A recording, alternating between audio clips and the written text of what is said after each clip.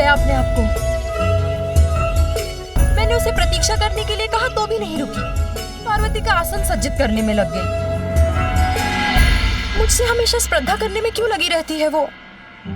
बहुत तीव्र सुगंध आ रही है। कुछ तो अवश्य है यहाँ।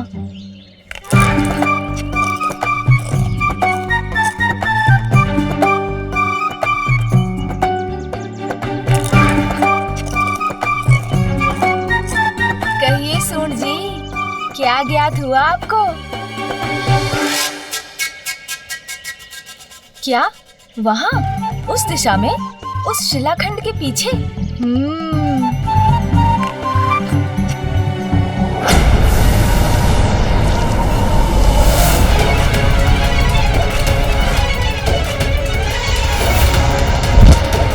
कौन है ये जो मेरे इंद्रलोक के भीतर आकर यहाँ की महिमा को नष्ट भ्रष्ट कर रहा है?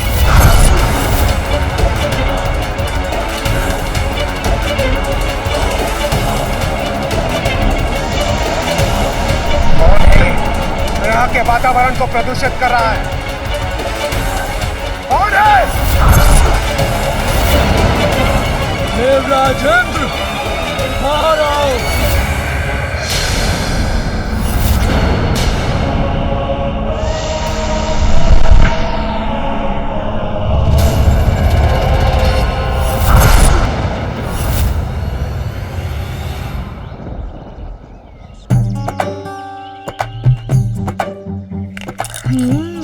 तो ये मधुर सुगंध फलों की है। इतने सारे स्वादिष्ट फल ये अकेले अकेले खा रहे हैं। कितना आनंद आ रहा है मुझे। तभी तो मैं इसे पाऊंगा। उत्ते पत्ता दीजिए भी। तब ज्यादा आऊंगा, तब मेला है।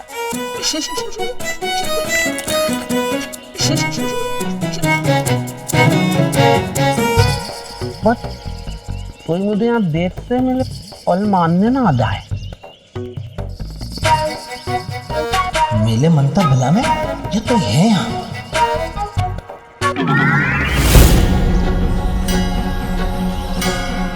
आप यहाँ क्या कर रहे हैं?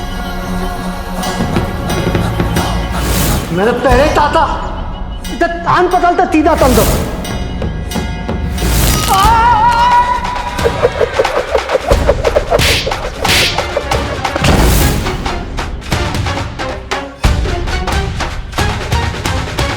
चलो दिल बदल दिया इनका। देता है। क्या कहा आपने? सुनिए, मैंने ये दिल बदल दिया इनका। ये अच्छा है। ओह, अच्छा, अब समझा। ये कहा था आपने। चलो, सिर बदल गया इनका। ये अच्छा है। इतना बुद्धिमान है आप। इतनी जल्दी समझ गए।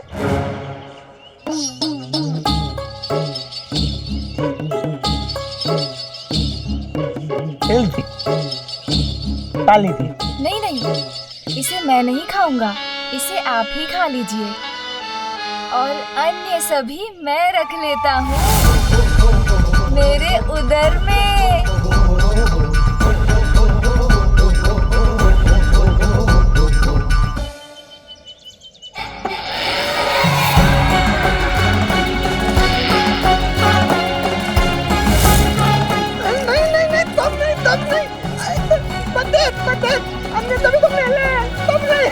फल किसी के लिए थोड़े होते हैं, वो तो खाने के लिए होते हैं।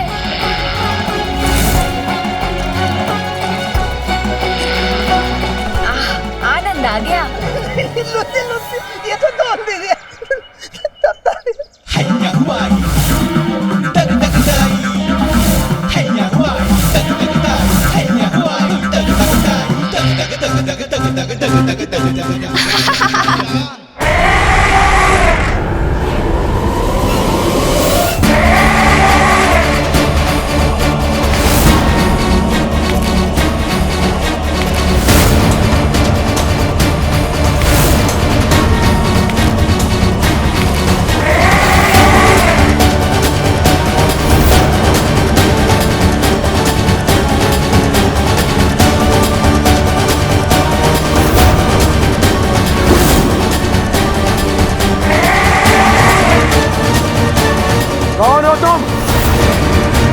तुमने मेरे देवराज इंद्र के इंद्रलोक में प्रवेश करने का दुस्साहस कैसे किया तुमने?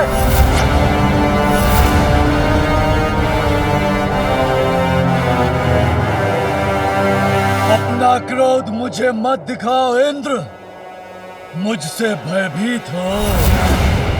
मैं तुमसे कुछ ज्ञात करने आया हूँ। जो प्रश्न पूछूं उसका उत्तर दो, अन्यथा तुम्हारे इस इंद्रलोक को नष्ट कर दूंगा मैं।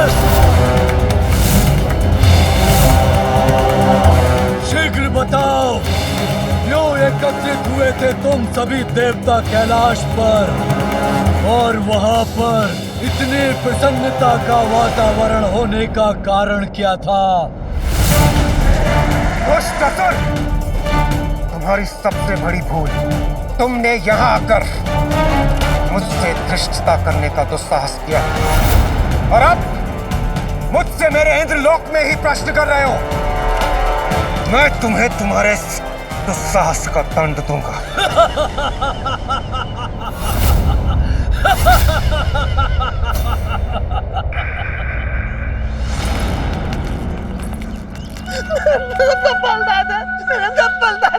कितने स्वादिष्ट फल थे, आनंद आ गया। आपका अनेकों धन्यवाद। मैं तो ये देखा था आपको।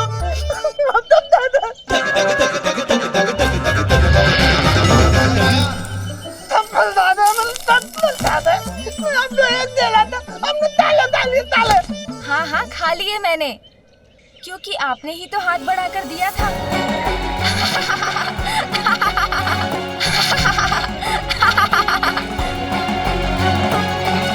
माता पार्वती का पुत्र मेरे पल दादा और मातला ही है।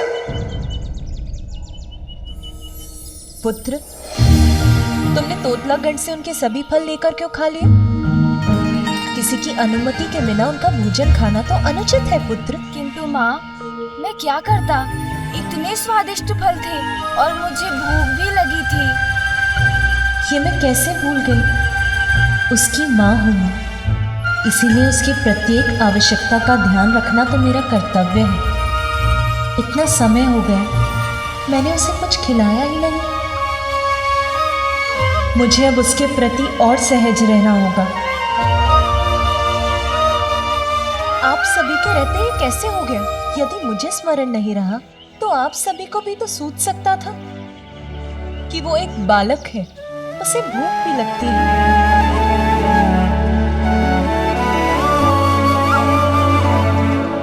अब यहाँ खड़े मत रहिए, शीघ्र जाकर कुछ प्रबंध करिए। माता, लड्डू बन गए हैं, मैं अभी ले आता हूँ।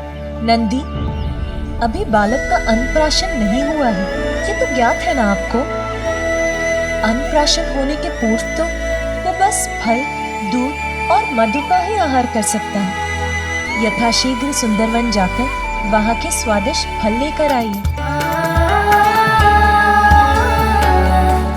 श्रृंगी, और आप विंध्याचल जाकर वहाँ प्राप्त होने वाला सबसे मीठा मधु लेकर आइए। और आप शीघ्र स्वर्ग जाकर वहाँ देवी कामधेनु से दुग्ध लेकर आइए।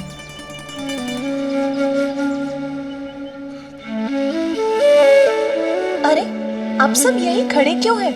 मेरा पुत्र भूखा है, विलंब मत कीजिए, जाओ और शीघ्र लेकर आओ। जी माता।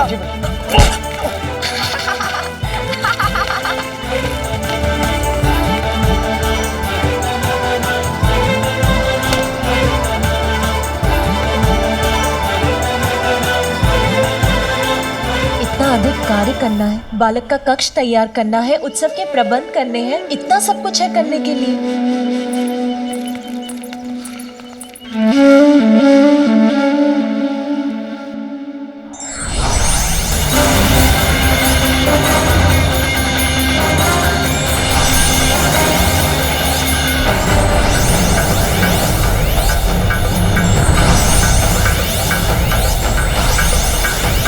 मूर्ख देवताओं, मेरी शक्ति का अनुमान नहीं है तुम्हें। मुझसे संघर्ष करने का निर्णय किया है तो उसके दुष्परिणाम अवश्य भुगतोगे तुम सभी।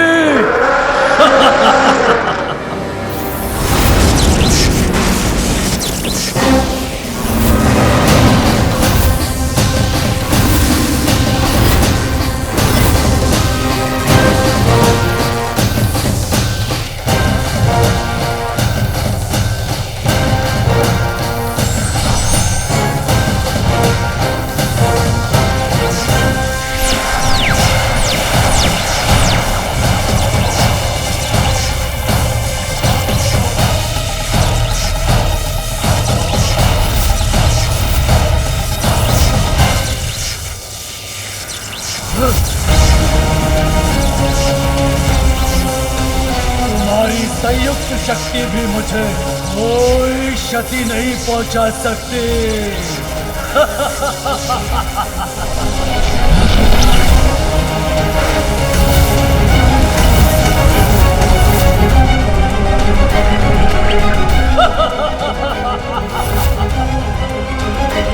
इसने तो हमारा वार हम पर ही लौटा दिया। ये कैसे संभव है? मूर्ख देवताओं, अब मेरे वार का सामना करो।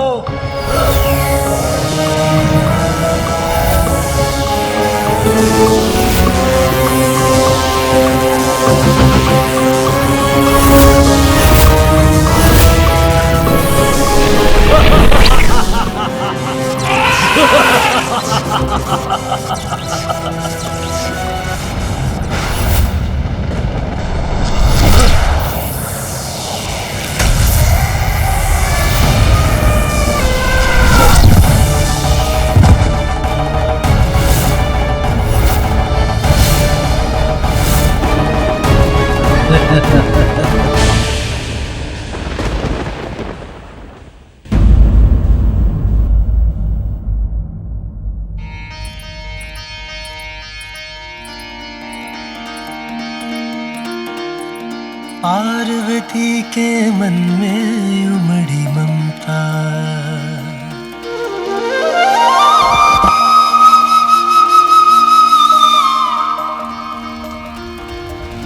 पार्वती के मन में उमड़ी ममता, माँ की गोद में आए विघन हरता।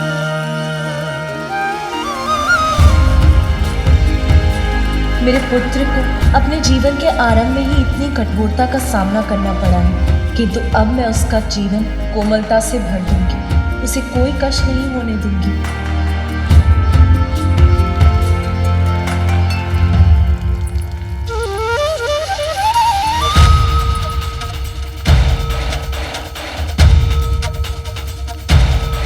जैसे मरुस्थल को वर्षा की फुहार तृप्त करती है, वैसे ही मुझे माँ बनाकर तुमने मेरे जीवन को सभी सुखों से भर दिया है पुत्र। अपनी संतान का ध्यान रखना ही तो माँ के जीवन का सबसे बड़ा सुख है।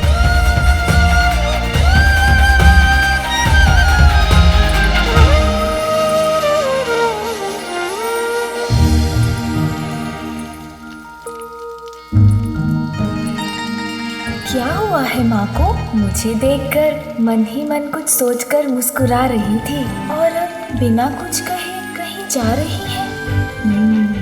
देखता हूँ।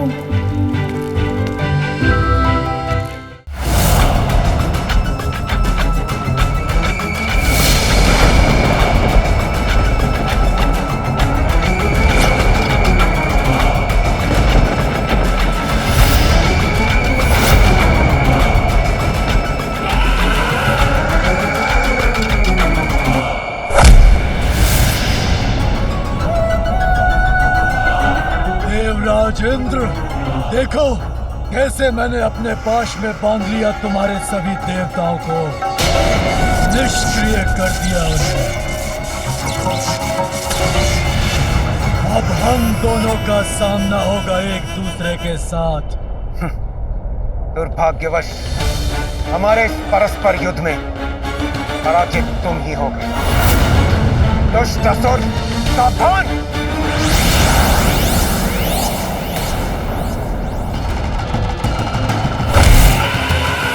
शब्दों से नहीं, योद्धा हो तो अपने अस्त्र से पराजित करो मुझे, किंतु तुम्हारे वज्र प्रहार का भी कोई प्रभाव नहीं हुआ मुझ पर।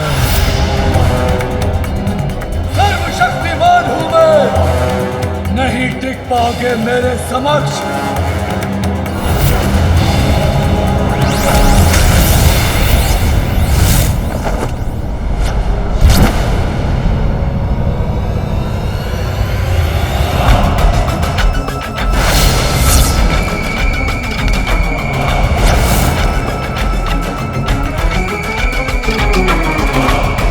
मेरा वज्र भी इस पर कोई प्रभाव नहीं डाल सका और इसने इतनी सहजता से मुझे गिरा दिया किंतु मैं इसे नहीं छोड़ूंगा।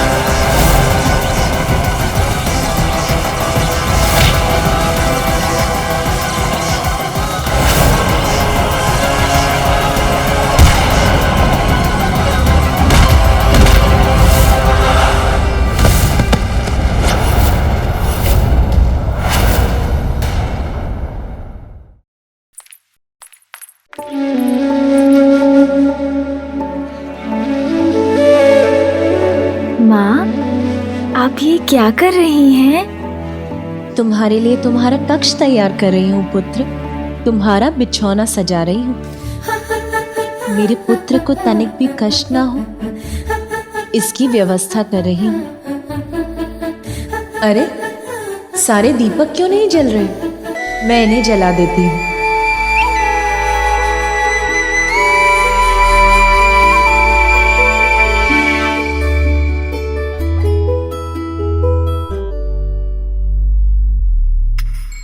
पिताश्री, माँ माँ, कितनी लंबी और घनी जटाएं हैं पिताश्री की, किंतु उनके पीछे एक बहुत बड़ा कारण है। क्या वो ज्ञात है आपको माँ? पुत्र, अब मुझे मेरे कार्य करने दो। तुम बाहर जाकर क्रीड़ा करो। कहिए ना माँ, आपको ज्ञात है क्या? मैंने उचित समझा था, आपको कैसे ज्ञात होगा? मैं बताता हूँ। नंदी जी है ना, उन्होंने मुझे बताया था कि एक बार पिताश्री ने अपनी इन जटाओं में माँ गंगा को ही समाहित कर लिया था। ऐसे हैं मेरे पिताश्री।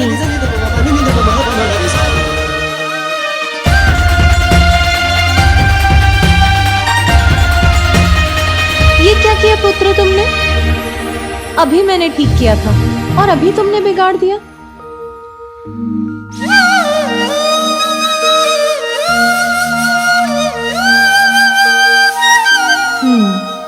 अब इसका कक्ष तो ठीक हो गया।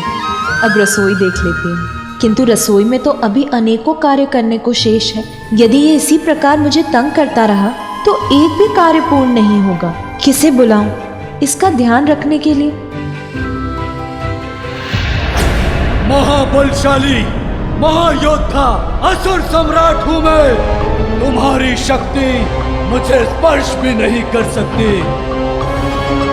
किंतु मैं एक ही क्षण में तुम्हारा भक्षण कर सकता हूँ। त्रिलोकों में कौन है ऐसा जो मुझसे तुम्हारी रक्षा कर सके?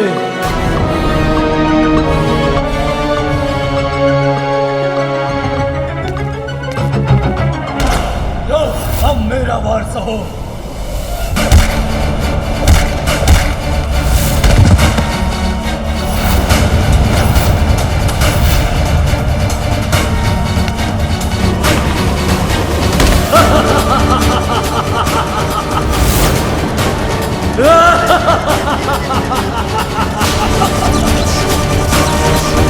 इंद्रदेव को मेरे समक्ष लाचार और विवश देखकर आनंद आ रहा है।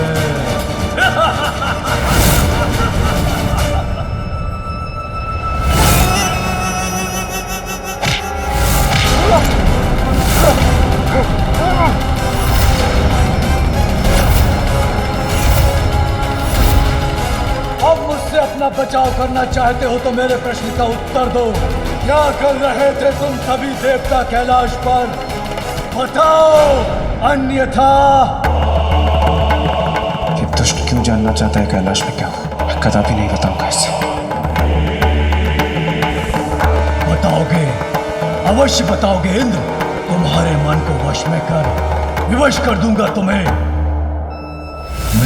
नेत्रों में देखो देवराज, शीघ्र बोलोगे अब। वो बालक माता पार्वती और भोलेनाथ का पुत्र है।